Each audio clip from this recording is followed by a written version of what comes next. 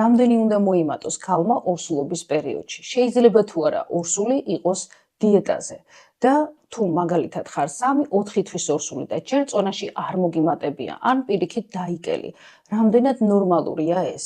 ძალიან ბევრი კითხვა შემოვიდა ორსულის კვებასთან და წონასთან დაკავშირებით. ამიტომ გადავწყვიტე ამ ვიდეოში დეტალურად აგეხსნათ და ვიდეოს ბოლოს გრაფიკით შემოგთავაზოთ, სადაც იქნება გაწერილი, რამდენი კილო უნდა მოიმატოს ორსულმა ორსულობის სხვადასხვა პერიოდში. ორსულობის პირველ, მეორე და მესამე ტრიმესტრში. და ტრიმესტრი ეს არის ორსულობის 3 თვე.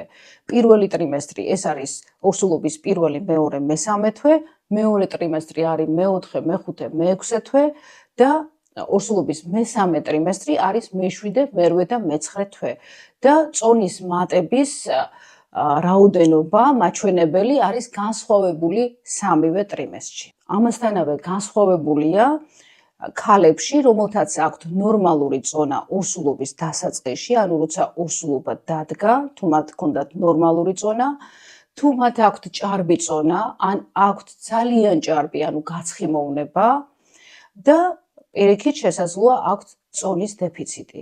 აი ამ სხვადასხვა წონით კატეგორიებში ორსულობის პერიოდში წონის მატებაც განსხვავებული უნდა იყოს და როგორი ამას ახლავე აგეხსნით. მოდით მანამდე, სანამ ორსულობის პერიოდში წონის მატების გრაფიკს შემოგთავაზებთ, გავარკვიოთ, რას ნიშნავს ნორმალური, ჭარბი, ძალიან ჭარბი წონა და წონის დეფიციტი. ამისთვის საჭიროა გამოთვალოთ სხეულის მასის ინდექსი და ის უდრის წონა გაყოფილი სიმაღლის კვადრატზე. სხეულის მასის ინდექსი ნორმაში არის 18,5-დან 24,9-მდე. თუ სხეულის მასის ინდექსი გამოდის აი ამ ფარგლებში, ანუ 18,5-დან 24,9-მდე, ეს არის ნორმალური წონა. თუ არის 18,5-ზე ნაკლები, ეს არის წონის დეფიციტი. თუ არის 24,9-დან 30-მდე, ეს არის ჭარბი წონა, ხოლო თუ არის 30 და მეტი, ეს არის უკვე ძალიან ჭარბი წონა, ანუ გაცხიმოვნება. მაგალითად, თუ შენი წონა არის 61 კილო და სიმაღლე 1.70 m, 61 უნდა გაყო 1.70 m გამრავლებული 1.70-ზე და ეს უდრის 21,1-ს და 21,1 არის სწორედ ამ ინტერვალში.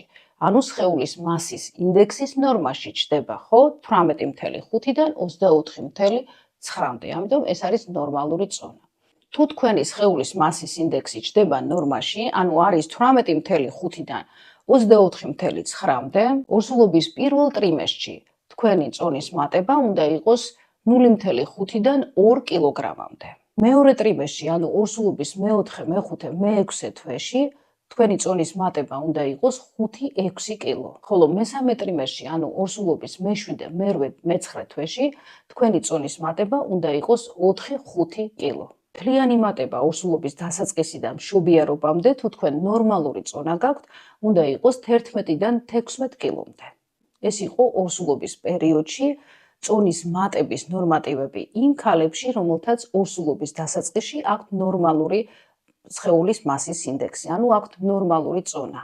ახლა კი მე შემოგთავაზებთ გრაფიკს, სადაც წერია წონის მატების ნორმატივები ქალებისთვის, რომელთაც აქვთ წონის დეფიციტი ორსულობის დასაწყისში, მათ ვისაც აქვთ ჭარბი წონა ორსულობის დასაწყისში და მათ ვისაც აქვთ ძალიან ჭარბი წონა გაცხიმოვნება.